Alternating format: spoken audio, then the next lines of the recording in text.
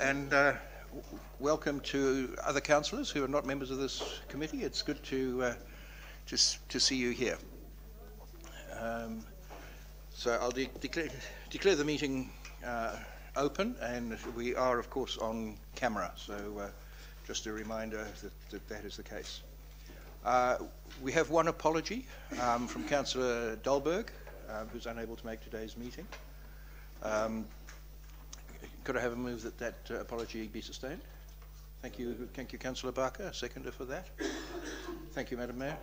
All those in favour, please say aye. Against? Carried.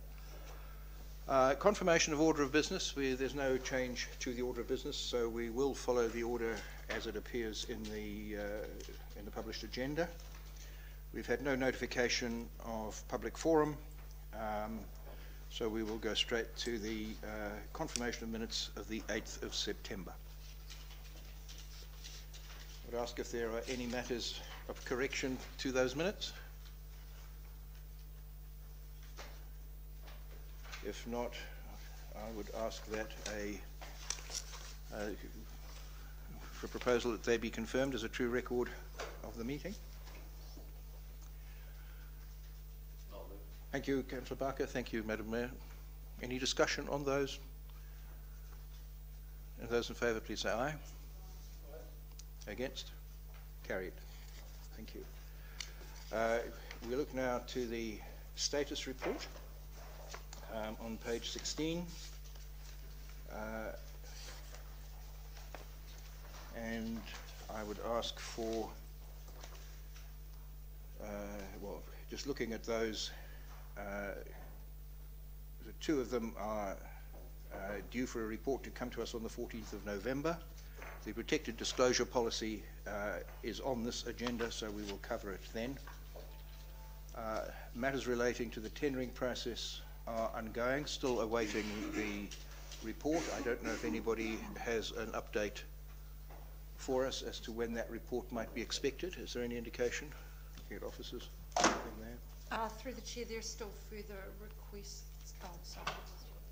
Through the chair, there's still further requests and ongoing information being provided, so I'm not aware of the actual agreed date at the moment. Okay, thank you.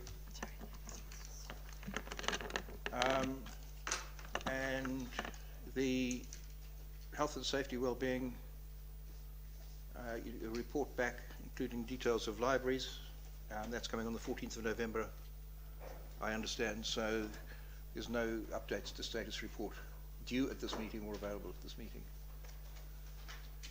So could we please receive the status report? Thank you, Mr. Murray. Seconded, please, for receiving that. Councillor Barker, thank you. Any further discussion? All those in favour, please say aye. Aye. Against? Carried. Thank you. Come now to Chairman's report. Very brief report there, just in relation to a query that I raised as to why we had no month's financials. This results from timing challenges, staff illness, absence, exceptionally heavy workload.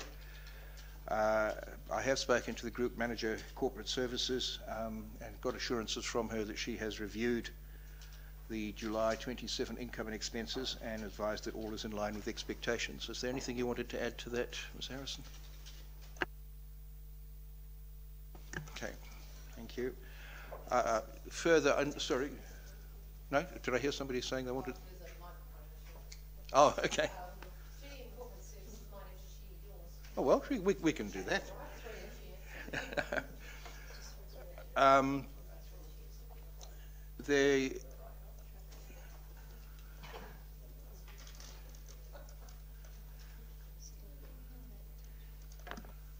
we go. Further to my report, at the just to follow up really, at the last meeting, we did request that any material differences arising from the audit and for inclusion in the annual report be brought back to us. I'm informed by the Group Manager of Corporate Services that the audit has now been completed, and just this week further info was provided. So perhaps I could ask Ms. Harrison at this point, and perhaps Ms. Hughes, if it's appropriate, to give us an update on that particular item relating to any material differences and that coming back to us.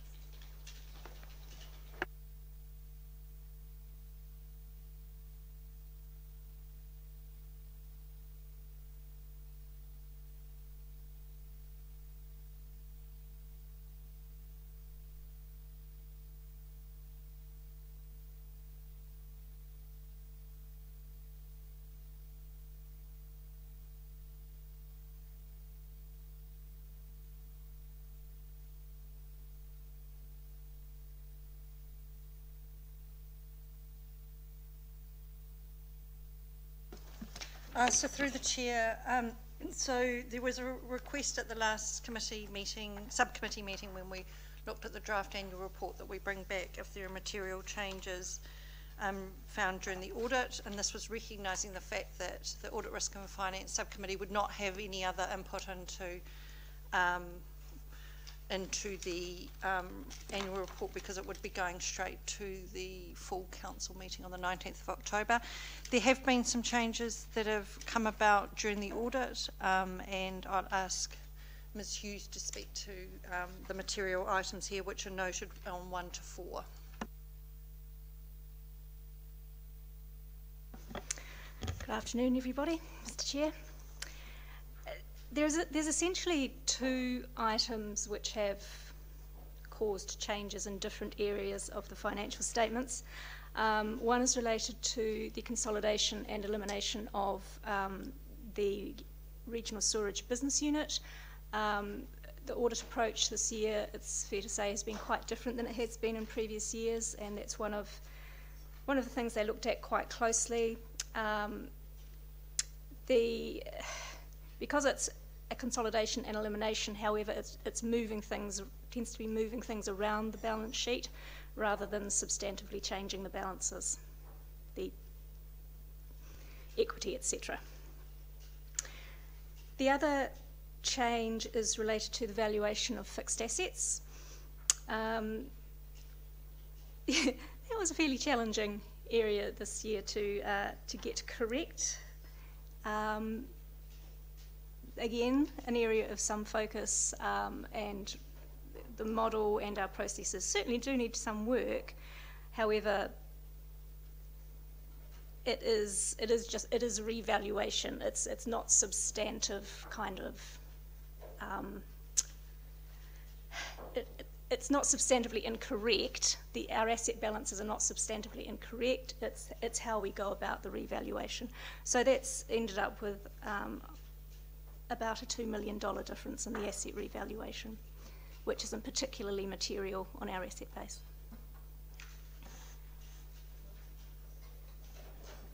Thank you, Ms. Hughes. I'll ask for questions at this point, maybe further clarification requests if necessary. Yes, Mr. Murray. If I could, through the chair, presumably that's a $2 million change on an asset value of about 1.5 billion. That's so correct. It's way less than 1%. It's probably about half. Yes, that's correct. Thank you, Mr. Murray. Any other questions? Yes, one other question, if I may. The Regional Business Sewerage Authority, just some adjustments on consolidation there, I see, essentially. Where does the Regional Business Sewerage Authority get reported to in terms of its numbers and its operation? I mean, I can't recall seeing them, maybe just because I can't recall it, but do they come through the governance boards anywhere? Through the chair, the Regional Sewerage Business Unit has a joint committee, and the business plan and annual report feed through that process and then get approved through that process, and then each council take 50% into their parent results from that process. Okay, thank you. And Thank you. Thank you, Mr. Murray. Ms. Harrison? Any further questions? Otherwise, these will form the basis of the numbers that go in the annual report and go through for acceptance by Council on the 19th of October. Okay. Thank you. Thank you, Mr. We don't have to accept those or anything. They purely were to come back for information to this committee. Move on now to item number 8, and with pleasure ask PricewaterhouseCoopers to come and talk to us. Brett and Jason, welcome. For members, this is every couple of years we get PwC to come and talk to us just to give us an update on Treasury management matters and a general overview. So again, welcome Brett and Jason, and hand over to you. Thank you very much for the opportunity to provide the Treasury Management update to you this afternoon. What we're going to do is a bit of a duet between myself and Jason, just to keep it interesting. In terms of the agenda, a quick introduction in terms of the role we play as Council's independent Treasury advisor. Look at financial management and policies, particularly around the risk environment in which Council identifies and monitors and manages its Treasury risks. Do a bit of an economic and financial market update, which is never dull, and then look specifically at Council's current interest rate risk position and debt funding position, and the strategy in terms of managing that risk going forward, and then a bit of a sum up. So happy to take questions as we go along, if that suits. Look, and just in terms of some background around PwC, in terms of we've been an independent Treasury advisor to Council since 2010. In terms of our business, we're sort of retained as independent Treasury advisor to over 130 organisations throughout New Zealand, and 32 of those are councils. And there you'll see the councils that we advise. So a range of district councils, city councils, regional councils, those that are credit rated and those that are not credit rated. So what we like to bring to our advisory role is certainly market insights and intelligence, which obviously protecting client confidentialities, but certainly within the local government sector, that helps in terms of supporting Council through its management of its treasury risks. In terms of the services that we provide to Council, there in the, I suppose the wheel is the services that we provide, but importantly on the top right hand side is advice around the design and review of the Treasury policy, the liability management and investment policies, and that very much does tie into the statutory objectives of the Local Government Act, and the risk parameters within the policies are very much align themselves to those statutory objectives. And then on the far left-hand side, there are monthly meetings. We're meeting with Council management every month and reviewing the risk positions relative to the policy and ensuring ongoing compliance and certainly ongoing strategy management of the liquidity, debt funding and interest rate risks of Council.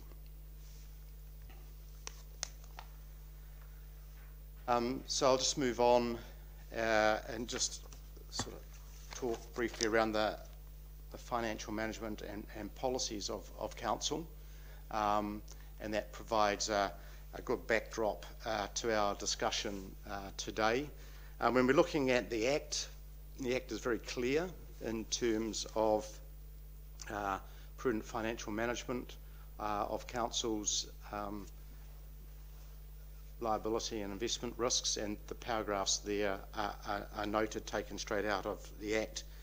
Very much a case of well judged and care taken around Treasury management decisions, and very much driven around prudence and not only making medium to longer Treasury management decisions that not only affect the current ratepayer base, but looking at the future interests of the community as well. So the institutional framework is, if you take a quote from Standard & Poor's, who's your credit rated agency, is best in class when you look globally at what the local government sector does in New Zealand in regards to planning.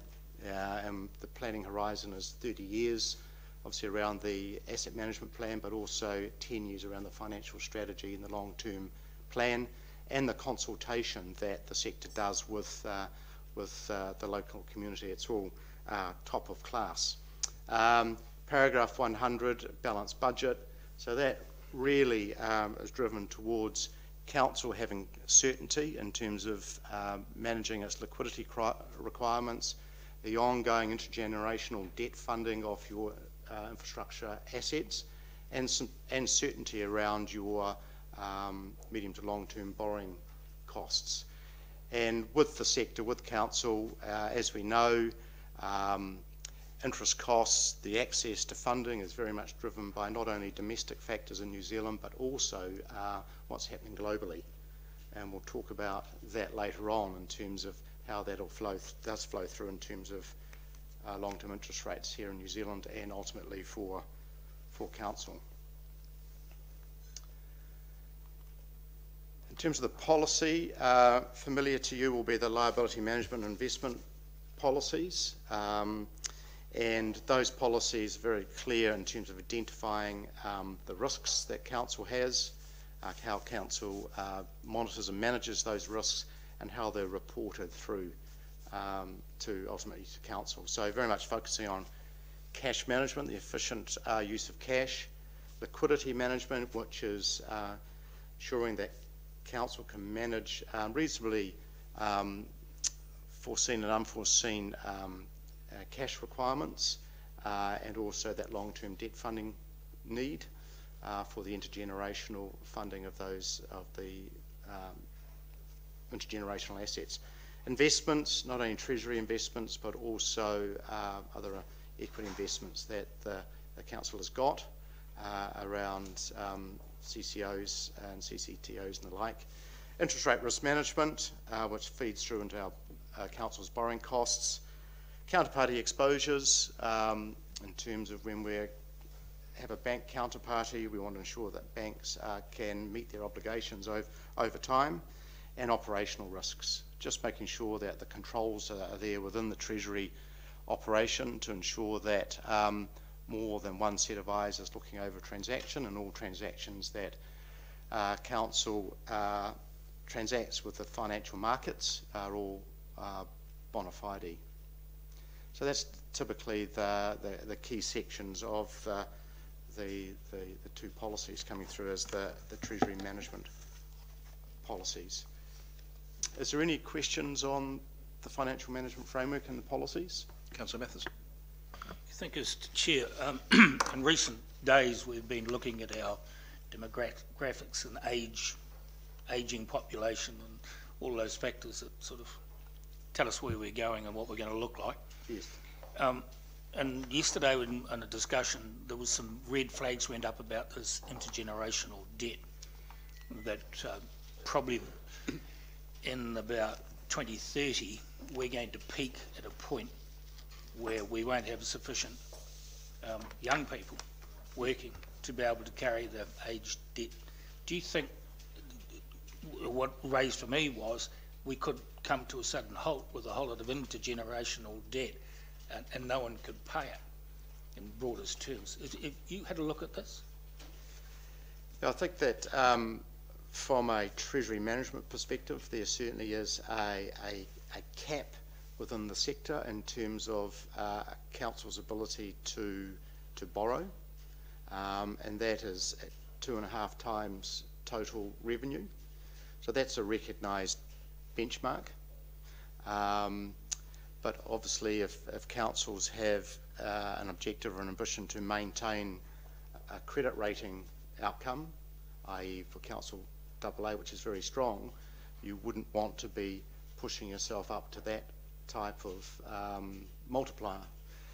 But in terms of where council and your council and other councils set that net debt to total revenue percentage, that's very much driven by council and very much driven by the underlying affordability of the respective councils. So very much councils will be taking a view in terms of, yeah, what does affordability mean for the current and future ratepayer base, and setting that at appropriate levels. Yeah. And I could just follow that up, Mr. Chair. Well, you can see the interest that people are starting to take in the fact that the population is going to be on fixed income, and that the majority are going to be twice as many of those that can probably earn the sufficient or pay sufficient rates to service those intergenerational debts that have been put into the future. So at some point between now and, let's say, 2030, do you think we should be sitting down and saying, what's our risk factor for after 2030 with a reduced working population, right, to be able to handle this debt level? Because we all have huge backlogs of infrastructural work which just climbs and climbs. Yep. And I think when I listened to the speech yesterday, I thought that is a very good warning. Just where do you go? Absolutely. The whole sector has got this bow wave of infrastructural spend, and also obviously water quality requirements, which has been set through sort of regulation, and go back to the objectives of the Act in terms of your stewardship role, in terms of not only current ratepayer base and future ratepayer base. Absolutely, you should be thinking to the future, and that's why the underlying need to have an asset management plan going out 30 years and a financial strategy that at the moment may only be 10, but you can see where that's going in terms of looking at your capacity to fund underlying capital spend over time. Yep, I agree. Thank you. Councillor Walker, you had a question. Thank you. Through you, Mr. Chairman. You mentioned risks and exposures and the like. I'm not sure whether this is the right place to mention it, but I have an understanding that all local authorities are liable for other local authorities' situations financially. Is that correct? Are we exposed to the performance of other local authorities with our funding arrangements or something? Probably ask Ms Harrison to respond to that one, because I think it's... Through the chair, when the council chose to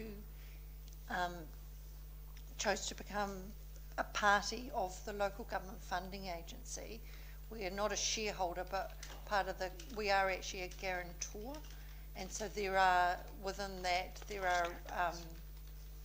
are responsibilities around being guarantor of the other councils within there, but there's actually quite an extensive cascade under which that would ever be called on. So within our annual report, we do actually hold a note around the contingent liability of that risk.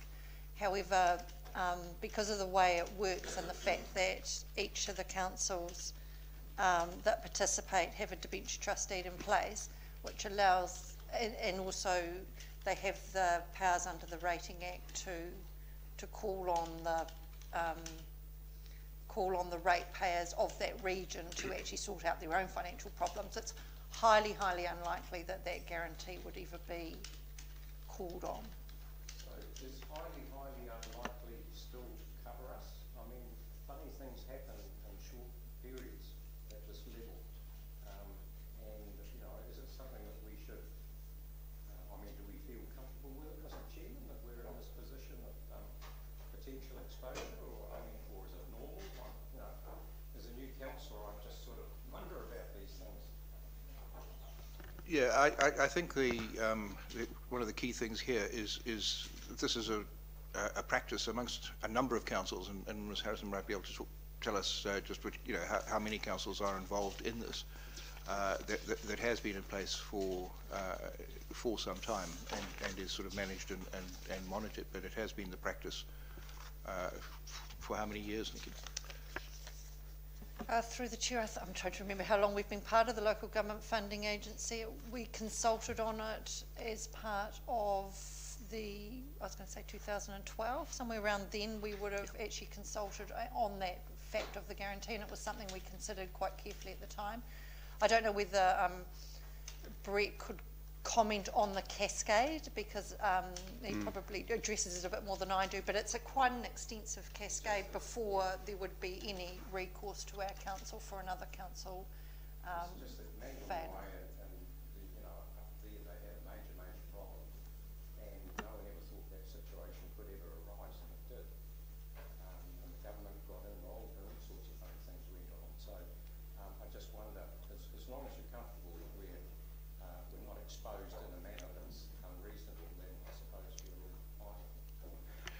And perhaps, Brett, I could ask you just to expand further on that.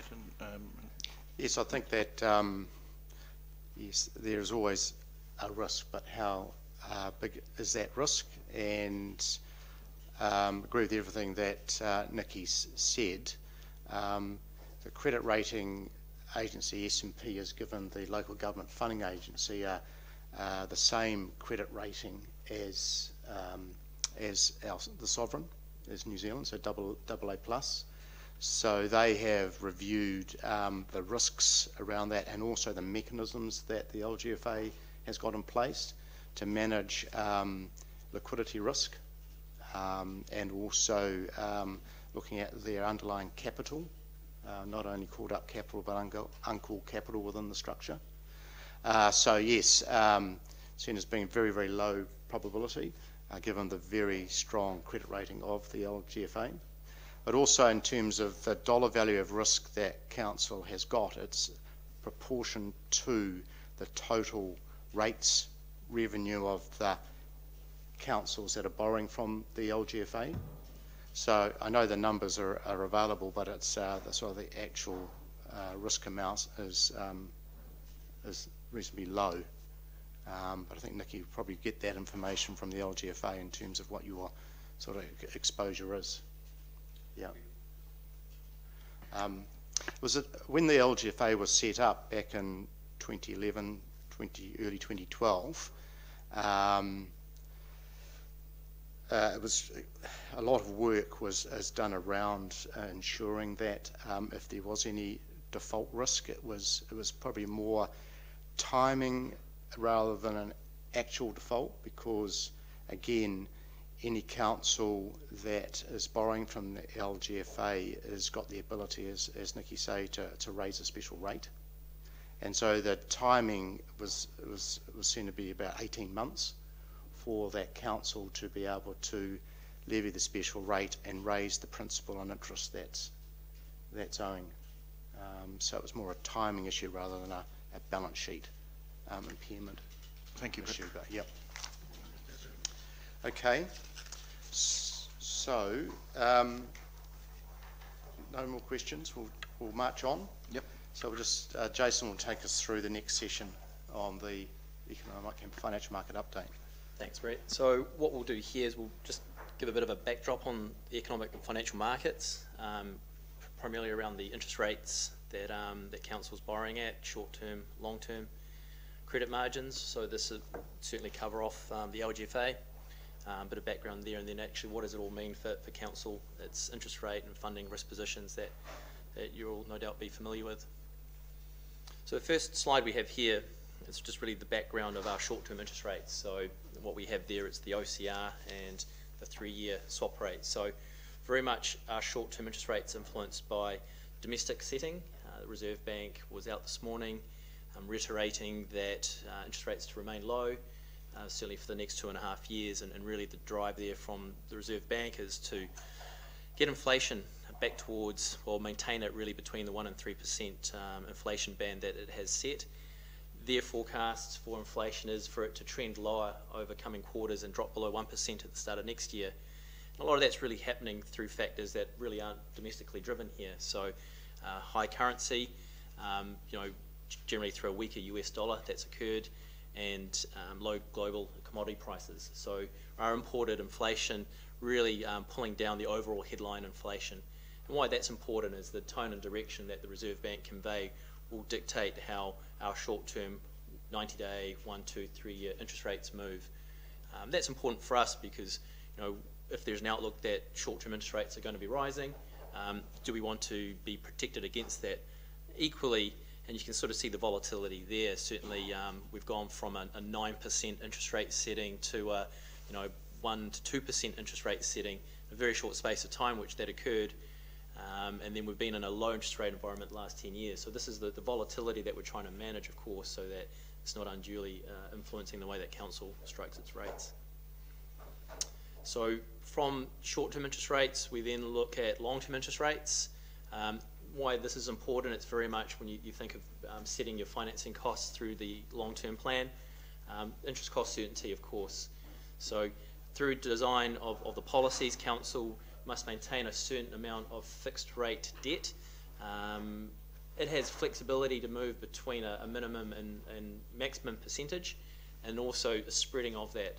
So with the long-term interest rates here, in amongst this, what happens globally is a very big driver of our interest rates here. So the top grey line, that is our long-term 10-year interest rate.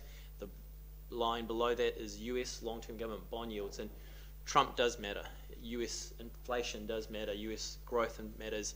If Trump is having an argument with his friend across the sea, that is going to influence. So sentiment drives this as well. So, factors outside of New Zealand are influencing New Zealand interest rates. So that's why we take a global view when we're looking at what's happening internationally in terms of what that then means for our long-term interest rates, and should we be going and doing more hedging in the long term or maintaining a short profile.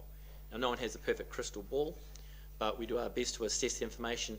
And then coming back to Brett's earlier comments about being a prudent financial manager, we're not there to speculate, we're there to provide certainty so that there's known costs going through when we're setting those capital plans. The other part to council's funding costs is when it goes to the market to raise debt, and this is credit margins. And the chart that we're seeing here, it's the LGFA credit margin to swap. So that's the spread above the swap rate. So when we look at overall borrowing costs, it's a combination of our fixed rate hedge rate plus our margin. And as you can see, that also has been volatile, and that's really going to be dictated to what's happening, various jurisdictions around the world. If there's a concern around Greece defaulting or being kicked out of the euro, that's going to have an impact on global credit spreads. Equally, if banks' own funding costs are under pressure, that's going to permeate through credit markets as well. What we've seen more recently, though, at the start of this year, was a lack of issuers in the market. So this is borrowers having to raise funds, but still ongoing healthy demand from investment funds, particularly KiwiSaver. So that sharp drop that you see in January 17 didn't remain too long, and so of course a lot more issuance back into the market. So when council's going and raising debt, we are very much looking in terms of what's happening in credit markets. There's always going to be a requirement from council here to go, from all councils really, to go raise long-term funding, because that really aligns with funding long-term intergenerational assets. More recently, the LGFA has now started to issue a 16-year bond, and so we can now go out and raise funds out to 16 years. Prior to that, the longest tenor they had was 10 years. Before that, it was 7. So as the market's evolved and the LGFA has issued more debt into the market, it's able to lengthen its funding profile, and that's been a real benefit to councils here. So this following slide really talks to, I guess, the primary funder to the sector. Inaugural issue was 2012, we're 2017 now, and it's raised $8 billion for the sector. So very successful, and one of the benefits of the LGFA is that outside of, well, Auckland is the only council that can issue in the international markets. The LGFA can go do that. All other councils are not permitted to go offshore. And so what that means is that it has access to a lot more capital. It can go and raise funds through the offshore markets via, central banks in Europe, Japan, or sovereign wealth funds as well. So a lot more money globally than there is in New Zealand, and councils are able to access that via the LGFA. In terms of borough councils, 51 up there. So as Nikki mentioned, council is not a shareholder, but it is a guaranteeing borrower. So council's borrowing 20 million or more must provide a guarantee to strengthen the capital requirements of the vehicle. Brett mentioned the AA plus credit rating that was reaffirmed, and more recently the LGFA had now listed its bonds on the NZDX, so it's like the share market but for bonds, and that once again is raising the profile and liquidity of the LGFA stock, where some funds can only buy bonds which are listed on the NZDX. Any questions on the markets? Councillor Courtney. Thank you, Mr. Chairman. Through you, Jason, there was something you said there about every council must have a fixed, must keep a certain amount of fixed rate debt. Is that to each council, or is it a percentage over all local authorities? For each council, they'll all have so you could either be, for instance, 100% floating. Would that be a prudent way to manage interest rate risk management? If you recall the slide where we went up to 9%, would you want to be protected against that? Equally, of course, there's an opportunity cost if rates were to decline. So there's a minimum requirement that you see in every council's liability management policy and treasury policy to manage an amount of certainty. So that's to remove that volatility and variability.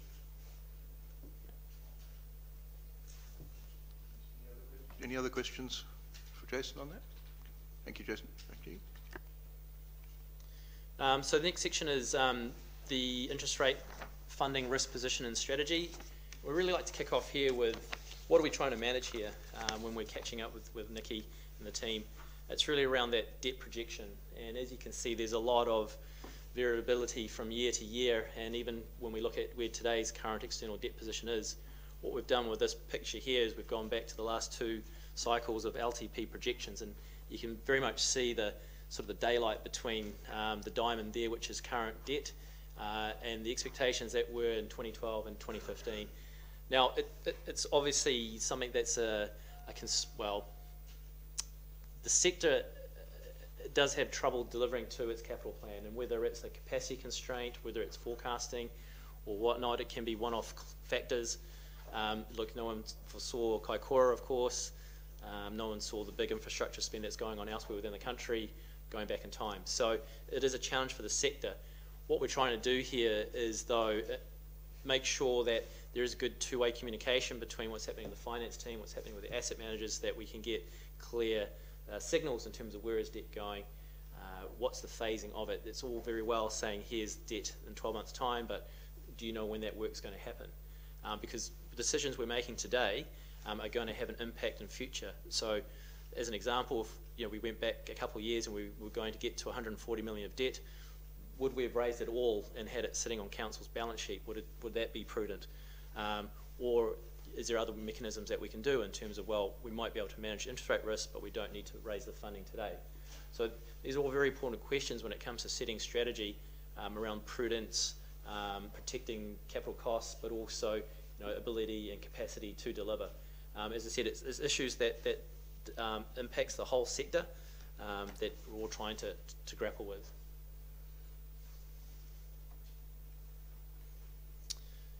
Where council sits relative to all that, though, in terms of its overall fixed rate hedging and the spreading of that, 76% based on a 100 million debt forecast, so that's a 10 million increase on where existing debt levels reside today.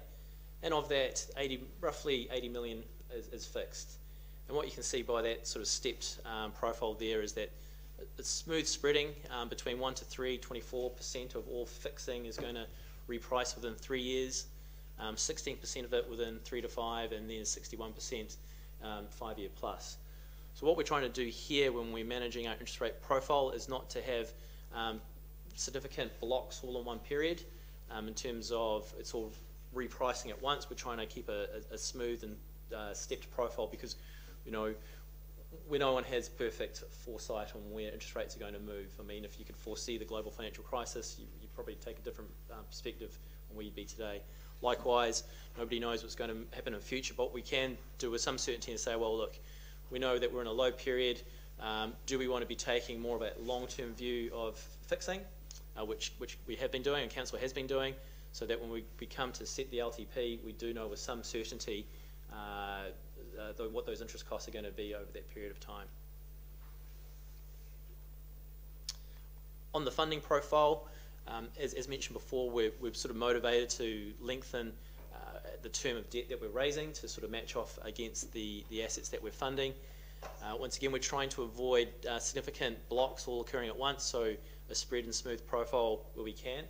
And more recently, we have been going out and raising that 8-year out to 11-year funding, occurring when we had the dip in credit margins before,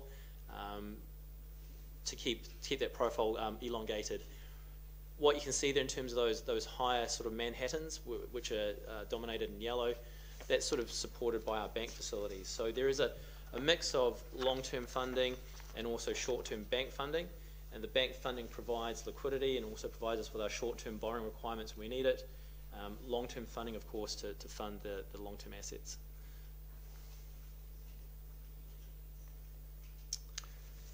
So I don't know if there's any questions regarding the visuals there.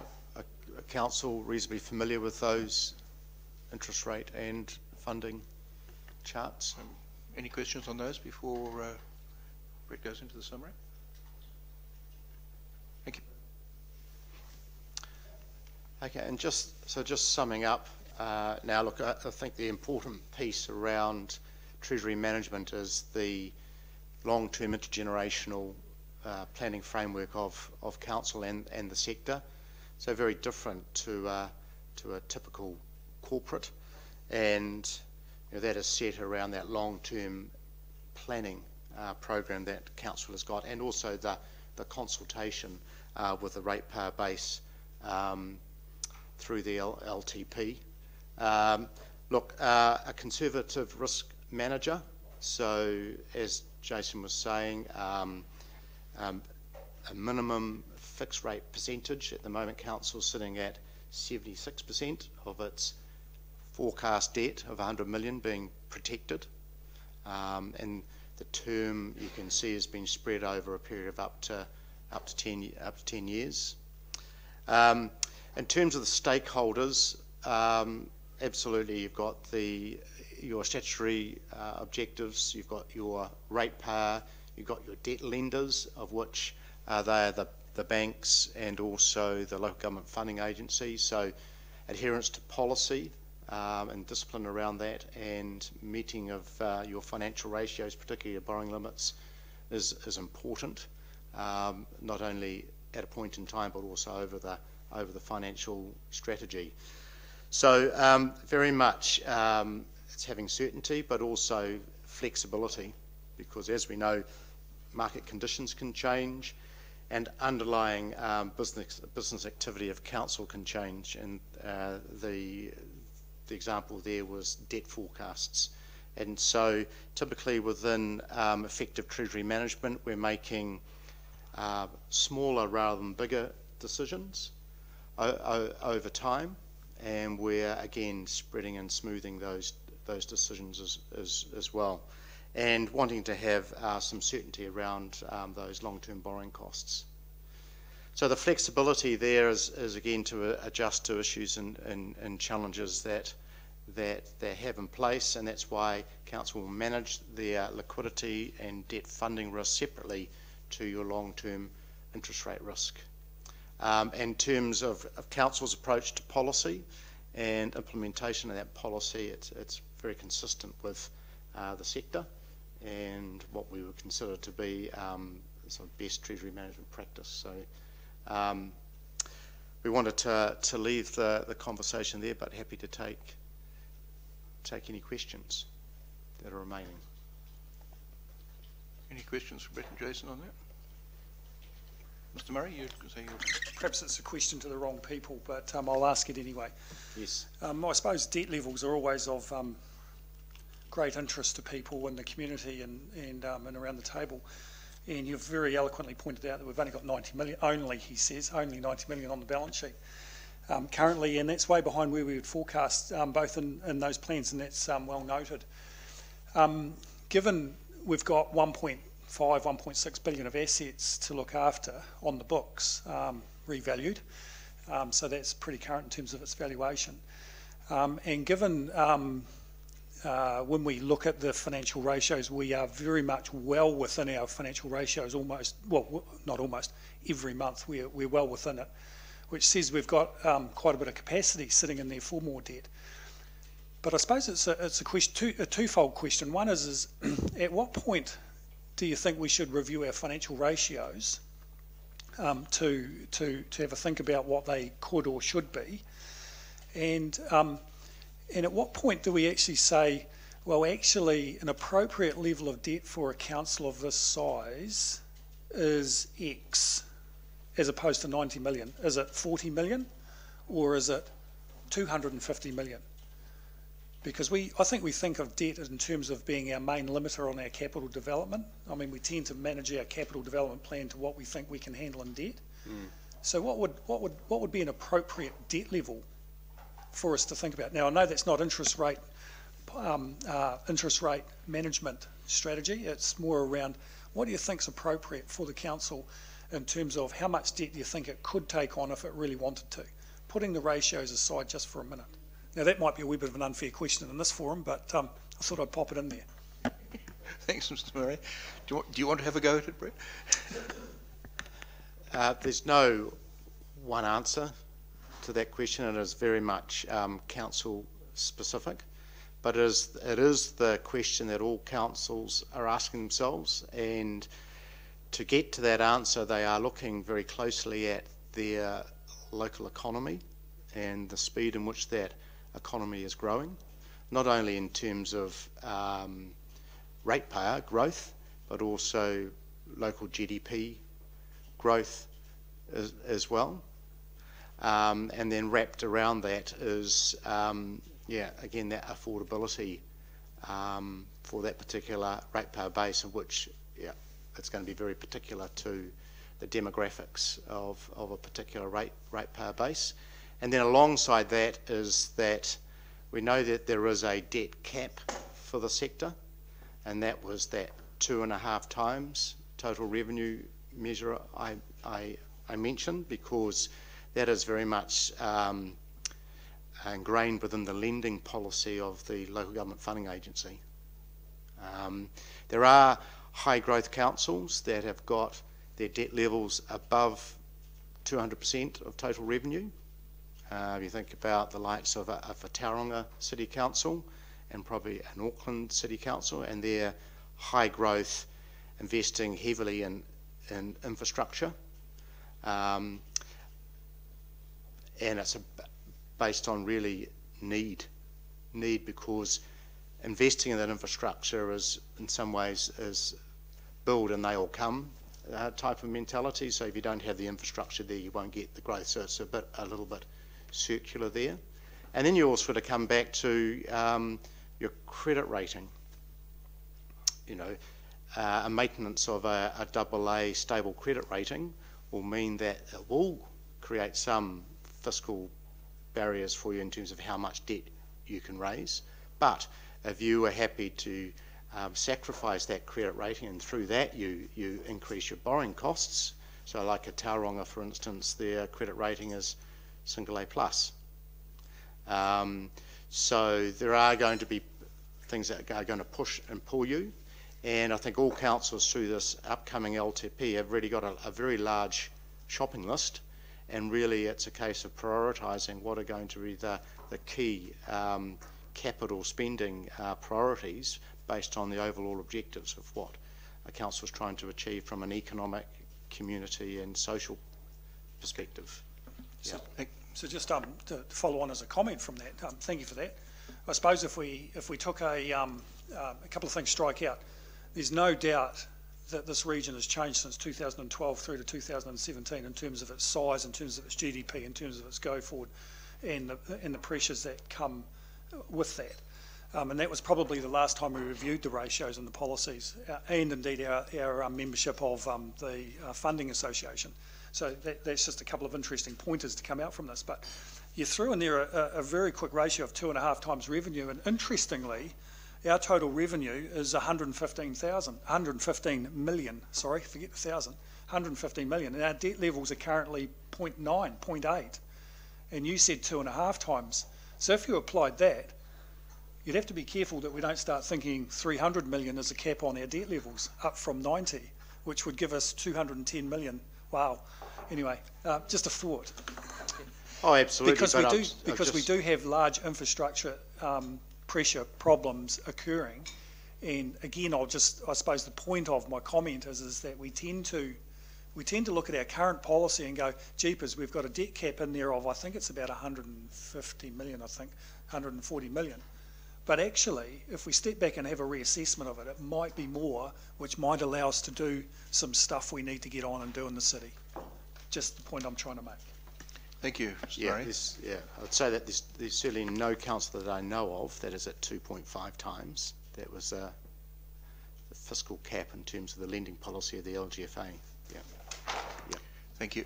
Are there any further questions? Councillor Noonan, you had your hand up earlier. Do you still wish to speak? Thank you.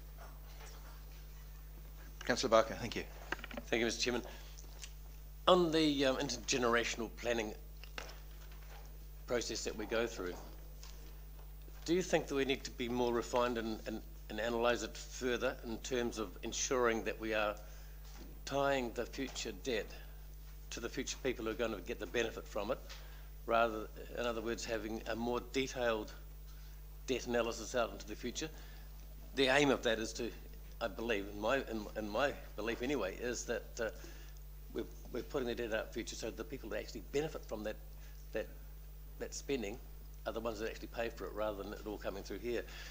At one stage in this council, not long ago, the council had a policy of not repaying debt and only repaying the interest, which of course pushed it out even much further into the future.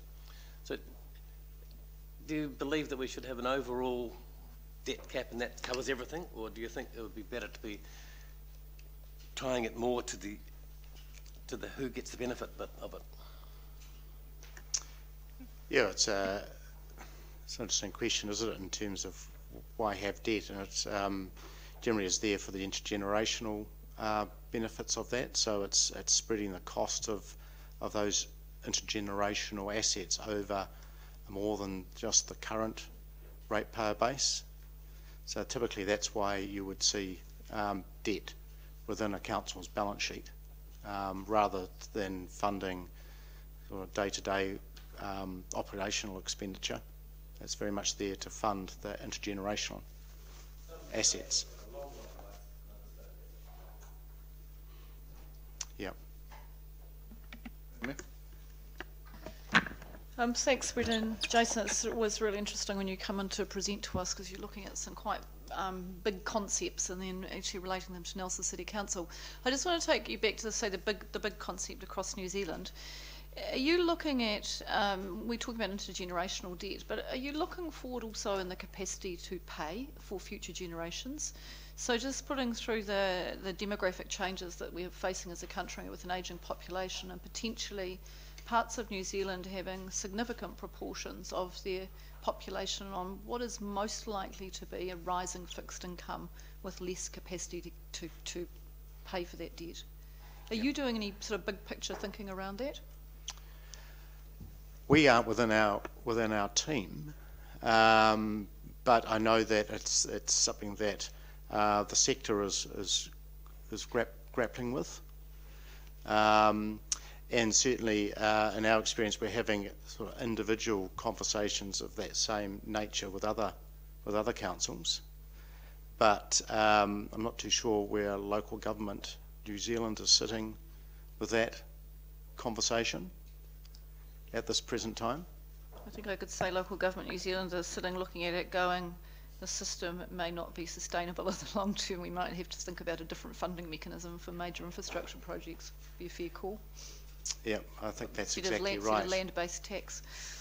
Yeah, so it's quite fundamental, and again it is this pushing up to this 2.5 times total revenue cap that I've been talking about. And there is the infrastructure fund there that's been available, but again that's seen as debt. Thank you. And so the credit rating agencies, the LGFA will see that as being part of your debt package. Thank you. Final, I'd like to move on, but it'll take another, I'll be at very least quick. one more question I've from really Councillor reiterated what the Barker. Mayor said, because my thoughts were, we are limited by the way we can actually raise our funds. And there are, in my belief, better ways of doing it based on what the community is spending. In other words, a sales type tax to fund local government, rather than just land-based, because this is where we get into the problem, where people have the rich in assets but poor in cash, and makes it very difficult for councils to go to a higher loan limit, putting it out into the future, because we get such huge negative feedback from the public of saying you're putting up too much debt and we've got to pay for it, and we can't afford it. So, you know, there are other ways which I believe are used in America, and we should be looking at them. And I think LGNZ has asked the government to look at this during past rating reviews. But I'm just coming from that angle. Thank you, Councillor Barker. Are there any, is there a final question for Brett and Jason? If not, thank you very much. Interesting as always, and Thank you very much really for your time. appreciate that that update. It certainly helps keep us posted and keep us informed where things are at, where they're going. Okay. Thank you both. Thank you. Thank you.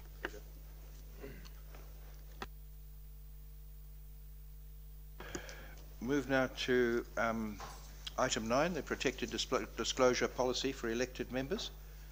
The author was Stephanie Vincent. Is anybody who She's on her way. you could talk to it? Thank you, if you wouldn't mind, Ms. Harrison. Thank you.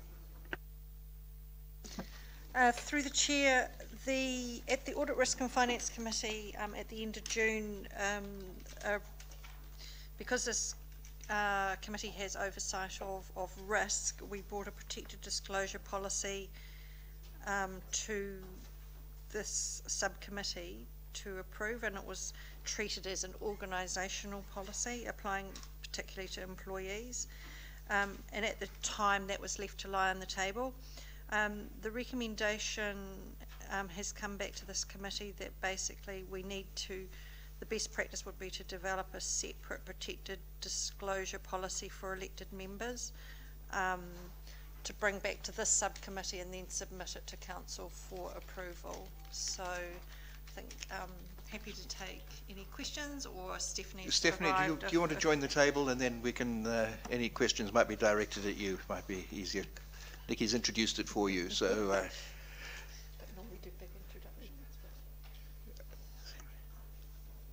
So I suppose if you'd like me to highlight, I think the main thing is, I think the main message I would like to get through to the committee that, oh, sorry, I've just run here, I'm a little bit puffed.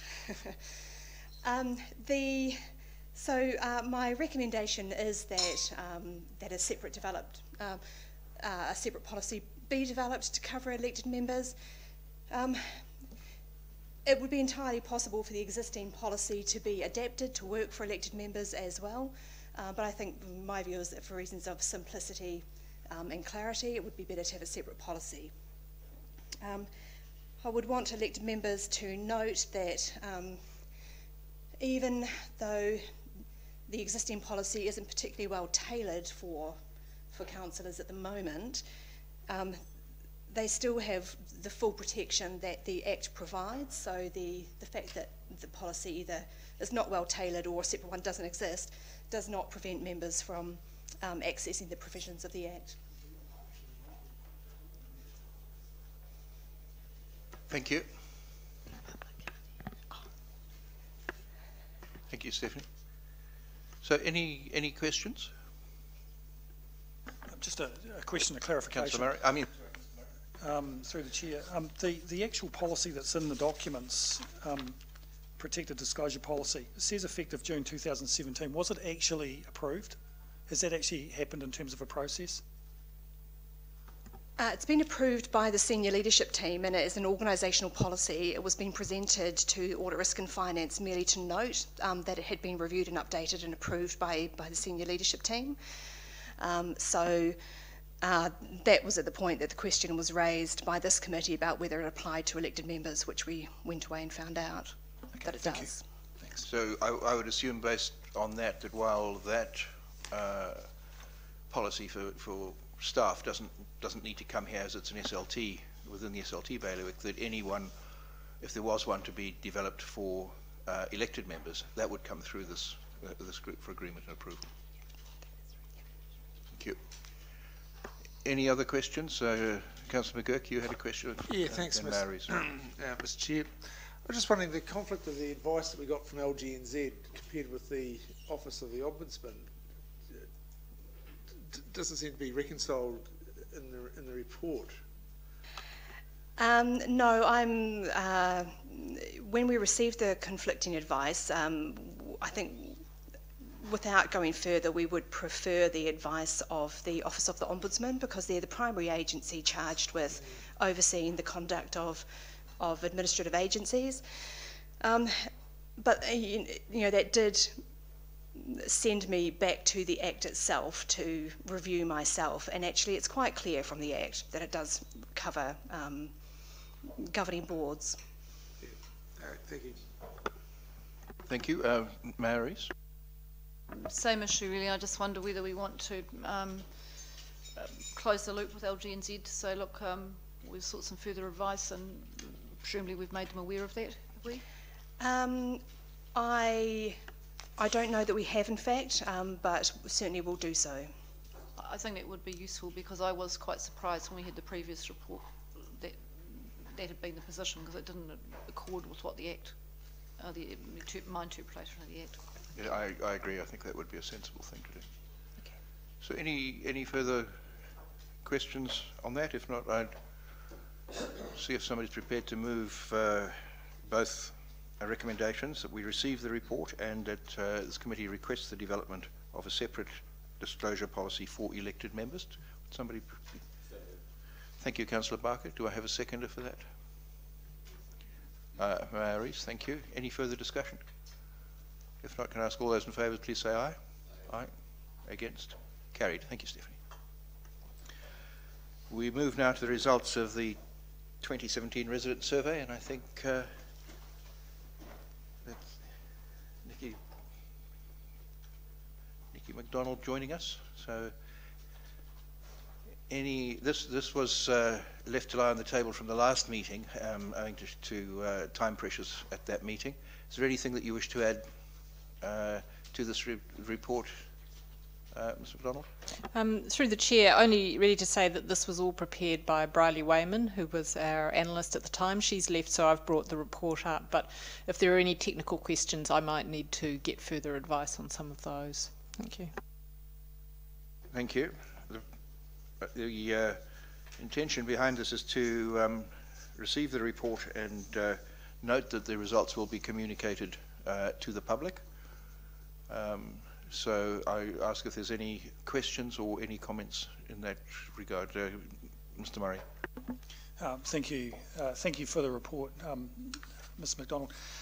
Two questions. I suppose the report, the officer report which accompanied the resident survey, gave a summary of what's in the resident survey itself, highlighting some highs and lows.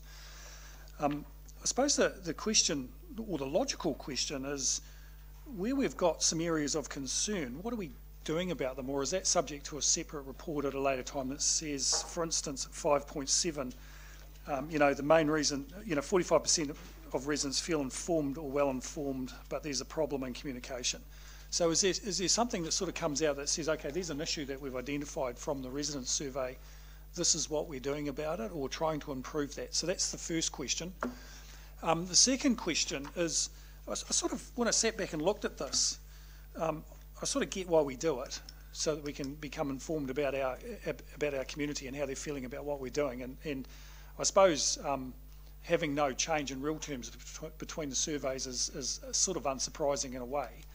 But having said that, I sort of reflected on, well, have we got an ability to take our results and benchmark them against others, so to speak, so then we can identify where we're going okay and not okay relative to others in New Zealand. So for instance, let's just come back to that one, 45% of residents feel informed or well informed about council services.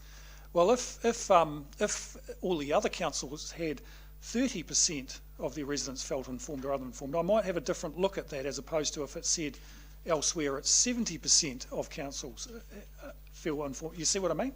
So we've got no context of whether these results are actually good, bad or otherwise, albeit we've got a number.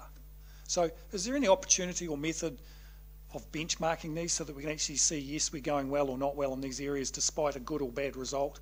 And then second question is are we able to turn this into something that says this is what we're doing about the various issues that have floated up as we see them?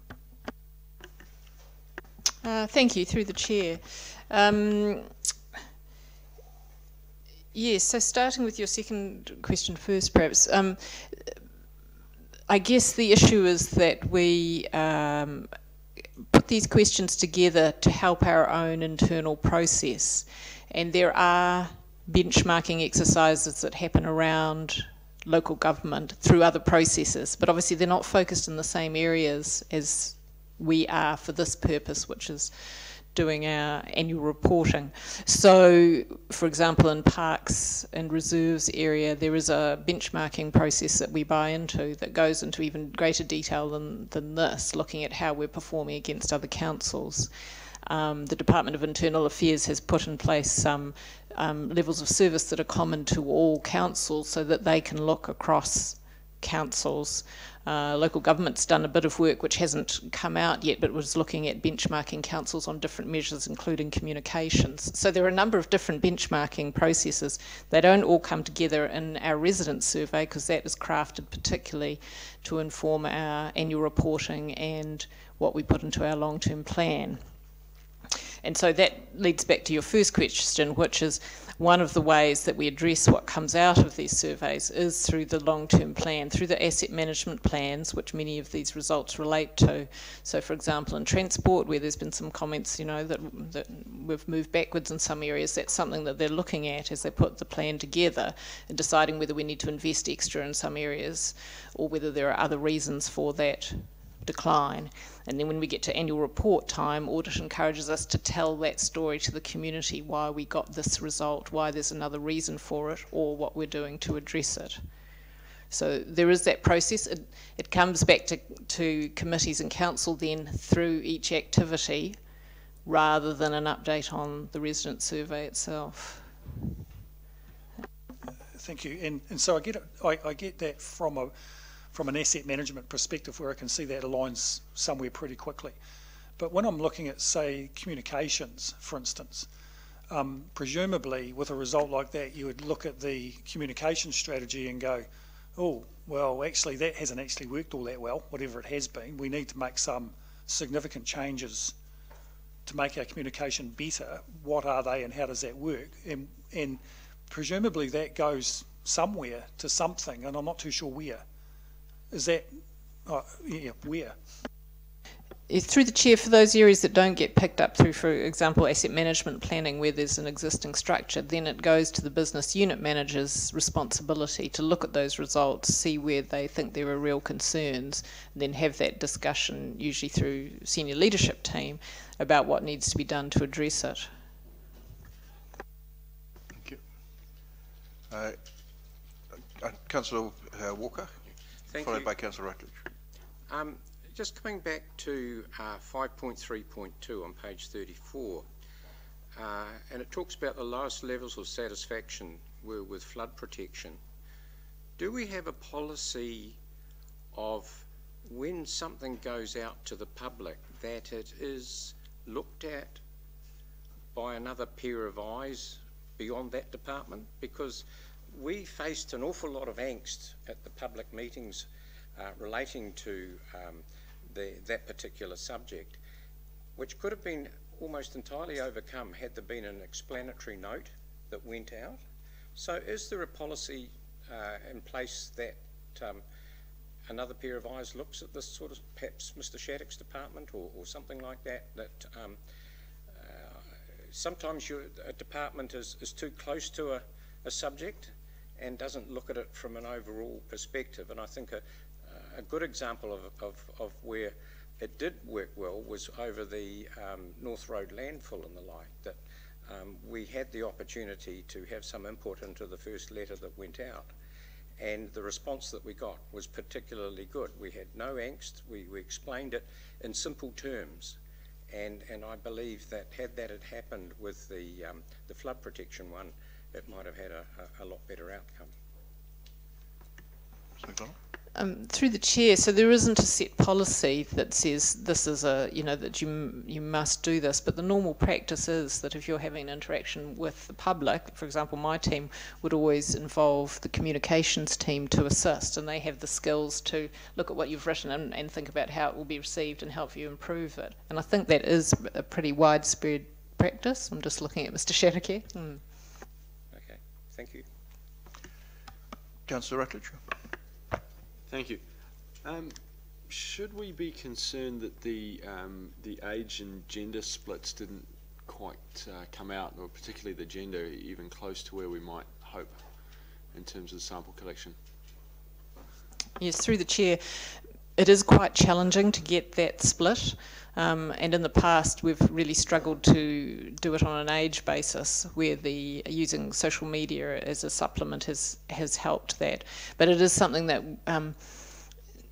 to get a better split in the end, you really have to spend more money and do more surveying in order to have more data to use. So it's a trade-off between how representative you think it is and how much you want to spend. So we think this is actually an improvement on the past, where we were actually struggling to get those younger age groups. But yes, it does mean it's not a perfect reflection of the community split. So don't we have, the research company gets contracted to deliver certain results, and if they've got too many females already, the first question is, are you a man? No, okay, hang up. Is that not a contracted thing? Yes, that is part of the contract, but it's how many calls you go on afterwards in order to get to your quota. And if you are picking up, or a lot of people in a certain age group, because they have landlines and that's what you're using, then it becomes very expensive to keep going until you've filled your quota. Thank you. Councillor Barker. Yeah, thank you, Mr. Chairman. I'm looking at the satisfaction rating for transport overall, and I've had the same problem in past years. This year I note that the very dissatisfied is more than double what it's been in the last 3 years, so that tells me some sort of story. The very satisfied remains fairly constant, but that dissatisfaction rate is a significant increase, even though it's still only 7%, it's double. And I look at the reasons for dissatisfaction, and this is where it always gets clouded in my mind, that we have some people are dissatisfied because they're not getting the roading that they want, and others don't want to have cars on road, so they're dissatisfied that we're not putting more money into public transport. And it becomes very hard to get meaningful information out of it. The other one that fits into the same sort of category is on page 53, the footpaths and walkways. So to me, a footpath is quite a different beast to a walkway, and I'm sure you will get completely different results from what do you think about the dissatisfaction with footpaths, because the feedback we're getting, as you know, Nikki, through the LTP consultation is people are not happy, particularly in the aged group, with the standard of our footpaths. So I know it's difficult, but I wonder how meaningful it is when you have these blurred areas. Do you know what I mean? Yes, through the chair, that's right. And I think what we've found is that to just look at an overall level of satisfaction doesn't actually tell you a lot. So you need to go down into those lower layers and understand that. And sometimes if we have an unusual result, what we'll also do is go back and look at when the survey was run and what might have been driving concerns, things in the media at the same time, because that can also influence your result. Yes, and sometimes the way the question is asked or how it's grouped means we can't get down into greater levels of understanding, but then we would call on other data that we might have. We might have complaints, we might have done other surveys, we may have had submissions processes elsewhere that we can look at that can help us unpick it a bit more. Just to finish off, I'm not surprised that the satisfaction has gone up on the state of our roads, because I personally, if I'd been asked, I would say, yes, I'm dissatisfied. As I drive around town, our road services over this last wet period have really suffered. And I think we're going to be in for some infrastructural costs to fix those up. We fixed the one on Waimea Road out by the bowling green, but there's plenty more around the city. It's quite surprising. And that'll come up in this, if this survey was done at the same time, you'll get that accentuated response because of the thing at the time. So, yeah. Thank you. Further question? Sorry, I'll take the Mayor first, and then I'll take Councillor Rutledge's subsequent question.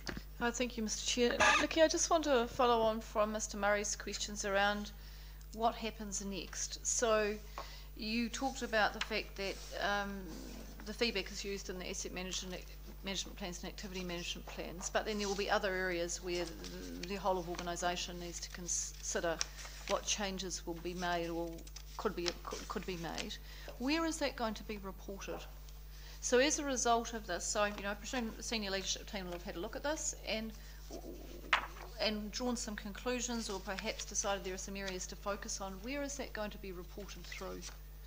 Yes, through the chair, we did have a discussion in senior leadership team, and in fact we did have a look at whether it was possible to draw together a number of those stories about what the response would be to put in this report to inform this committee. It was just too big a piece of work to do in the turnaround we needed for annual report. So that being the case, actually we haven't come to a conclusion whether it should come back to a committee or whether that's for senior leadership team to follow up. But we'd take guidance from this committee if you want us to bring that back here. It is something that senior leadership team still has on its agenda of work to do. Thank you, Mr. MacDonald. Before I go to you, Councillor Rutledge, and then subsequently to Councillor Matheson, I just want to follow on from that, because something that's in the back of my mind I think is pertinent to that, and it makes sense probably to follow it on, and that is the sort of journey of this report. I have to say, in the first instance, I was quite surprised that this report had come to Audit, Risk and Finance, as opposed to somewhere like the Governance Committee, which has the members of each of the other committees on it. I would have thought that would have perhaps given it quite a lot broader coverage. And where it goes to from here, does it go as an entire report to councillors? Does it go to council as a total report? Because I would have thought that would have been of some interest as well to individual councillors. And I ask that question now because it may be pertinent in terms of what subsequent reporting might be had as to whether it comes back to this committee and goes no further, or whether it is something that should go to one of the other governance levels of council in addition or instead. Yes, through the chair, that certainly arose when we looked at it and realised it was coming to this committee, because in fact it did seem that governance would be the better home for it, but when we looked into the delegations it was clear that this was its home. So we are looking at adjusting the delegations in future, because governance does seem the right place for it to come, and I did mention that to the chair that we were looking to make that change. But it's not planned for it to be presented to council. No, this committee is dealing with it, and it would end here. Okay, I must admit I would support that in due course this if it takes a delegation change to do that it goes through to governance. I think it's a far better home for it. So, Councillor Rutledge. Certainly echo your sentiments there, Mr. Chair. Picking up further on Ian's comments, I think page 55, looking at cycleways. So I'm just getting back there now.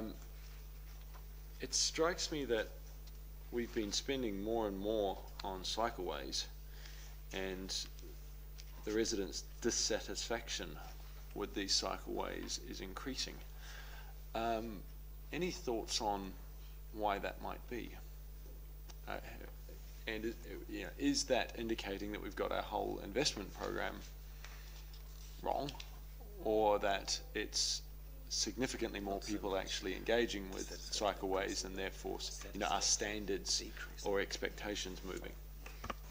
Through the chair, I wouldn't want to comment too much on this, because obviously we're getting into the area that our transport team would want to speak to, but I think it's more likely to be the latter, that in fact there is a lot of use. There's been some attention drawn lately to conflict on those cycleways and walkways, which has probably raised the issue in the public's mind, and so that can see a higher level of dissatisfaction, which actually might reflect the fact that they're getting a good amount of use. But I'd want to defer to the transport team to give you a good comment on that. So a high amount of use, but perhaps the planning has been, or design is such that it's not meeting the residents' needs. Could that be fair based on this?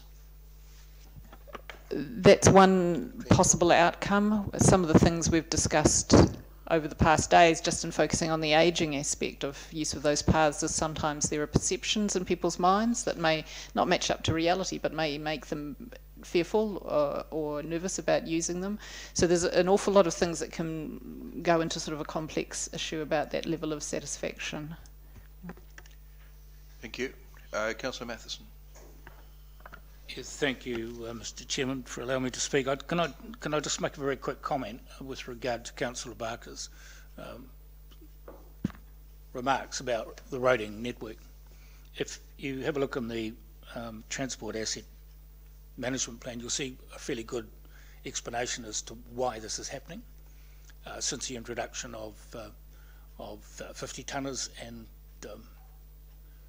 those heavy vehicles, plus the increase in the weight of locally delivered trucks, and the numbers are actually causing quite some damage to our roads. And put aside Kaikoura, which has also had an impact as well. But I concur with what you're saying. We've been observing this for a little while. Nayland Road is a good example. It's breaking up quite badly in places. And it's really due to an increase in activity from those areas. And the guys are onto it. And so there is a little passage in there explaining why. But you raise a good point. Yeah. Thank you, Councillor Matheson. Councillor Courtney. Thank you, thank you, Mr. Chairman. Through you to Officer Nicky. I take heart from this report, quite frankly, and I find it reassuring. I'm talking particularly about 5.5.3 on page 35, where it says close to 3/4 of the residents surveyed, in fact 72%, have used the public library in the past year. Now we're considering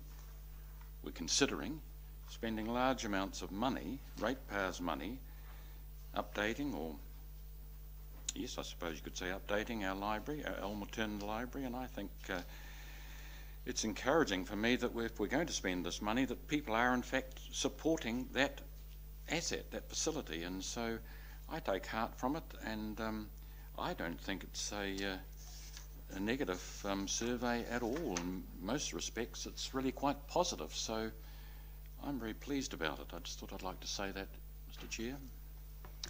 Thank you, Councillor Courtney. Are there any further questions or comments to Ms MacDonald on this? Madam Mayor? Mr. Chair, just in response to Nicky's question to the committee as to do we want to see some reporting come back as to, because obviously the senior leadership team is still in the process of looking at this. Do we want to see this come back to this committee, or does it land somewhere else? My sense is that given the timing, what would be very useful would be if senior leadership could have a look at this, reflect on where they think some adjustments need to be made, and that comes up through the long-term plan preparation process. That actually would be very, very helpful. And I'm thinking particularly there's some areas that I'm conscious of. Communications would be one of them, and I know that the results that are in here, there will be quite a bit of looking at that, and Mr. Murray highlighted it before. Our communications are critical, absolutely critical that we get those. That area.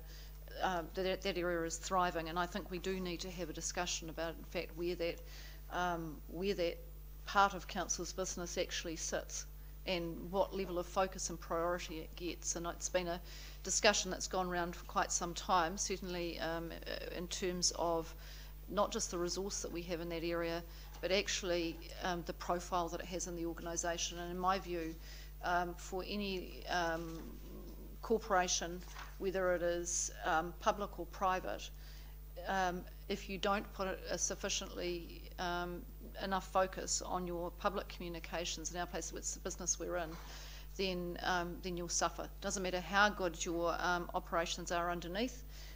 If you're not telling your story well and you're not engaging well, then actually you won't be able to deliver what you need to for your organisation, because the public perception will be that you either we don't know what you're doing, or we don't understand why you're doing it, and it's very hard to then engage with the community. So I think there's a bit of a message there that the senior leadership team may want to reflect on, and just think about perhaps where that part of the business sits in the organisation and whether it needs elevating. Thank you, Maris. If there's no further questions, would somebody please move that the report be received and note that it will now be communicated to the public? Thank you, Councillor Barker. Maris and Councillor Barker. Any further discussion? All those in favour, please say aye. Aye. Against? Carried. Thank you. We move now to page 126, the Health and Safety Strategic Plan, and I think Malcolm is here to talk us through that. So, welcome, Malcolm. Thank you, Mr. Hughes. And you know the drill. Is there any updates or points that you'd like to emphasise in the report before we open it up for questions? I've got nothing to add. Just happy to take questions. Thank you, Mr. Chairman. Thank you. So, open it up for questions to Mr. Hughes. I'm very happy to ask a question. Thank you, John. Mr. Murray.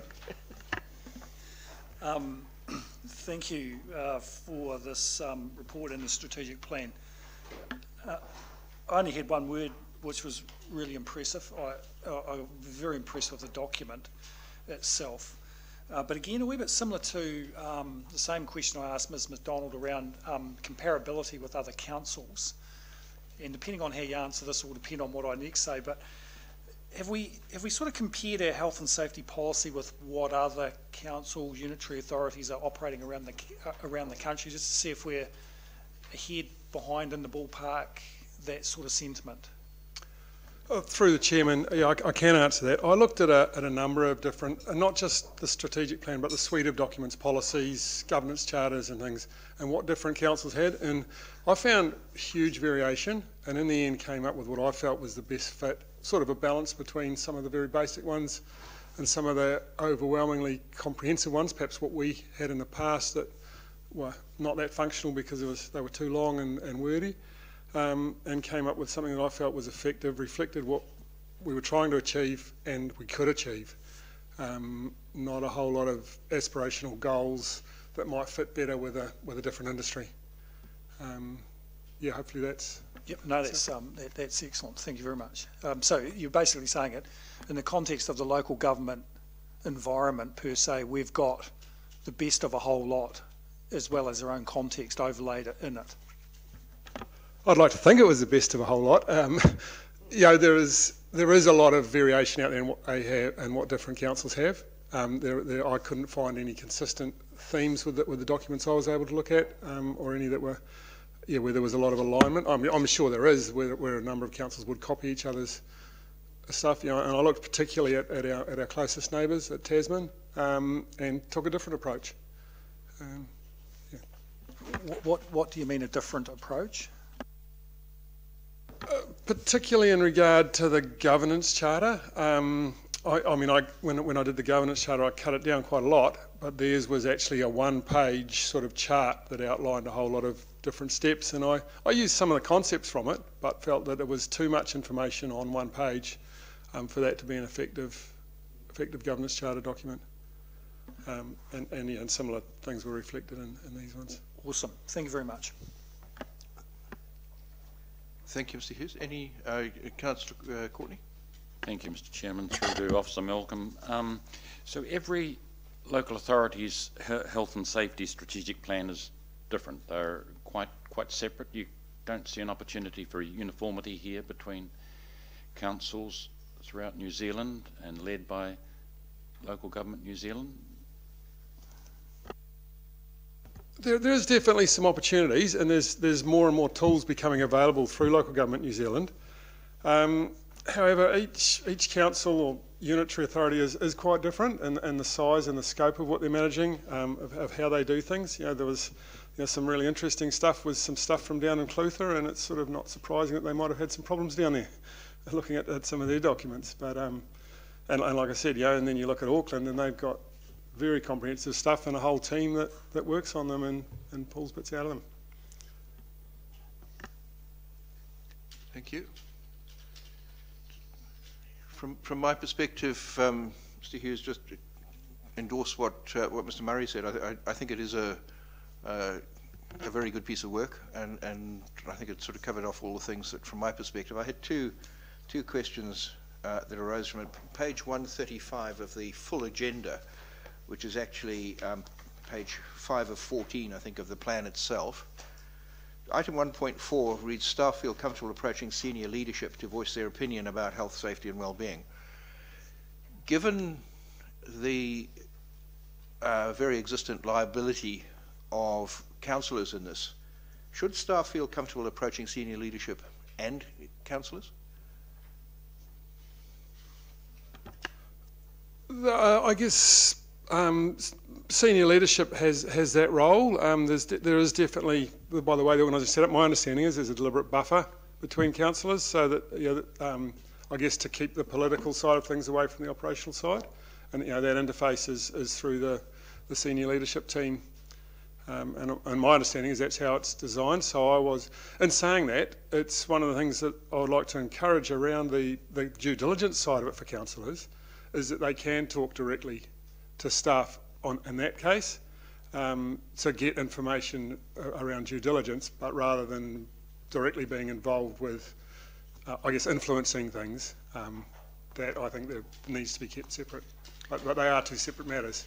Thank you. I expected that, and I accept that. The reason that I raise it is that when looking at other health and safety strategic plans that I've looked at in a non-local government context, it's not unusual for staff to be encouraged to address governance with any health and safety concerns that they have. I appreciate that there's probably different demarcations existent in local government. My other question is, there are a number of activity schedules and things that go on this. What's the reporting mechanism for those, so that the leadership team can satisfy itself that the activities contained in the strategy are being enacted? Yes, Mr. Chairman. So a number of them come up through because they've been generated from the incident data or the reporting data, is where they've been identified. A number of other actions in here have been identified through the staff survey, and so they'll be picked up in the follow-up to those actions. And then ultimately, when this is reviewed annually, that's when we'll look at, have we actually achieved these? Though the idea is that we will be monitoring most of them on an ongoing basis, or parts of them. There's a lot of overlap between some of them, so it's not that clear cut. But there is, I guess, a number of mechanisms that will capture them, and in the annual review will catch anything that's left. Thank you. I mean, my key interest there is ensuring that this isn't a bottom drawer strategy that's pulled out and blown off. The dust blown off it every year when it needs to be recapped, but it is there is some measure that it is taking place. If there's no further questions, the recommendations are that this committee receives the report and makes a recommendation to council that council approves the 2017-2023 health and safety strategic plan. Do I have somebody happy to move that? Councillor Barker, thank you. Anybody prepared to second that? Oh, I'm happy to second that. Thank you, Mr. I'm Murray. the only committee member left. I hope that's not the only reason you're agreeing to. I hope you support it. If there's no further discussion on it, ask all those in favour, please say aye. Aye. Against? Carried. Thank you, Mark. We move now to item 12, the audit engagement letter for the debenture trust deed. And I think I hand this to you, Ms. Harrison. Through the Chair, as you'll be aware, we signed off a number of engagement letters from Audit New Zealand back in May.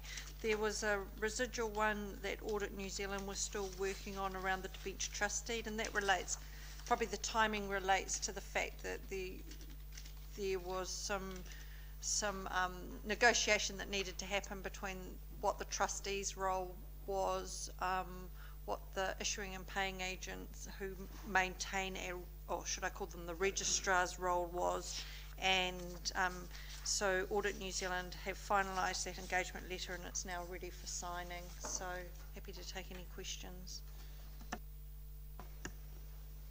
Thank you. Mr. Murray? Thank you. You may not have, through the Chair, you may not have done this, Ms Harrison, but presumably it's reasonably similar in its content to the year before, in terms of their engagement of the year before. And the reason I ask that is because while we call it an audit engagement letter, and it is an audit function, it isn't actually an audit per se as we understand it. It's what's called a limited independent assurance engagement. And what that means is that instead of issuing an opinion to say the accounts fairly reflect or are materially correct or whatever the words are, what happens is they'll issue a report which addresses the dot points in this letter which they are looking at. So they're not providing overall assurance, they're just saying, yes, we've looked at these various matters. So I was sort of reflecting on it and going, yeah, I get that, yep, that's all good. But I just wondered if there's been any change in terms of the scope of their engagement, in terms of what they're proposing to do between the 2 years. Through the Chair, no.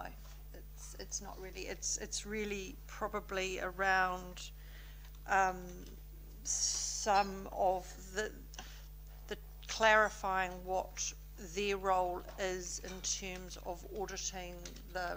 So we have a registrar that holds our stock. So every time we issue stock, that stock is recorded on that schedule or in that system. We use Link Market Services for that, and so it's just probably clarifying that they actually have to audit that, and last year that was a bit murky. So their actual limited assurance hasn't changed. It's still a similar sign-off. Thank you. And finally, one more through the Chair. The fee of $4,000, is that reasonable for this engagement? Again, I've got no sort of bead on whether that's up, down or otherwise. That's reasonably similar to last year. Okay, thank you. Thank you, Mr. Murray. Any further questions for Ms Harrison on this? If there isn't, I'd ask that somebody move that we receive the report and note that we have had the opportunity to provide feedback on it if required, noting that the Mayor will sign the letter once the subcommittee's feedback has been incorporated, which there has been nothing major. So effectively it's noting that the Mayor will sign this. I'm happy to move. Thank you, Mr. Murray. Thank you, Councillor Barker. Is there any further discussion? If not, I put the motion. All those in favour, please say aye. Aye. Against? Carried. Thank you. We move now to the final item of the open agenda, I think it is, which is the revised annual audit plan, and welcome Lynn Anderson to the table. And if there's anything you'd like to draw our attention to or update us on, you can take the report as read and we'll fire some questions at you. Thank you, Mr. Chairman. There is only one, or a couple of points following on from the workshop that we had 2 weeks ago. So I just want to point out changes that were requested and notes that were made at that workshop have been dealt with in this new audit plan. So the first thing is that Mr. Murray requested that we added an audit on the control environment, and that's occurred. We've definitely got a gap there for unexpected work that might arise. But the other notable thing is at the workshop I did indicate that we may require an extra $12,000 for an external audit. But on review of that, having talked to the officers and looked at what the risk was relating to that particular audit, we felt that there was one of the audits that had been not included would be of more value, I think, to the organisation. And it also means that we meet the budget that had already been approved, so we're within budget. So I'll take the report as read, if take any questions. Thank you, Ms. Anderson. It certainly sort of ticked off in my mind the points, as I read through it, the points raised in the workshop. I thought you captured it very well and incorporated it into the new plan very well, and well done on saving some money on it. Are there any questions or comments for Ms. Anderson? The request is that this committee receives the report and also makes a recommendation to Council that Council approve the annual audit plan to the 30th of June 2018. If there's no further questions on that, would somebody so move? Happy to move. Thank you, Mr. Murray. Seconded. Thank you, Madam Mayor. No further, if there's any further discussion. Madam Mayor? Just one matter, just sort of closing the loop from our workshop. We had some discussion, brief discussion at that workshop in relation to issues that may come to the fore in the Chief Executive Employment Committee meeting, and some discussion about whether they should be, if a matter was raised, should it be, or of concern, should it be referred to for internal audit. I've had some follow-up discussion with the Acting Chief Executive, and we're both of the view that that wouldn't be the appropriate way to address that. So I think that the Chief Executive Employment Committee has its own set of methods for addressing issues, and that we would keep those issues within that sphere, that to refer them through to internal audit wouldn't be the appropriate method. So I just wanted to close that loop. Thank you, Madam Mayor. That's useful to know. Any further comments or discussion? If not, I'll put the motion. All those in favour, please say aye. Aye. Aye. Against? Carried. Thank you. Well done. We move to item 14. Would somebody move that we move into public excluded, please? Thank you. All those in favour, please say aye. Against? Carried. Thank you. Here we go.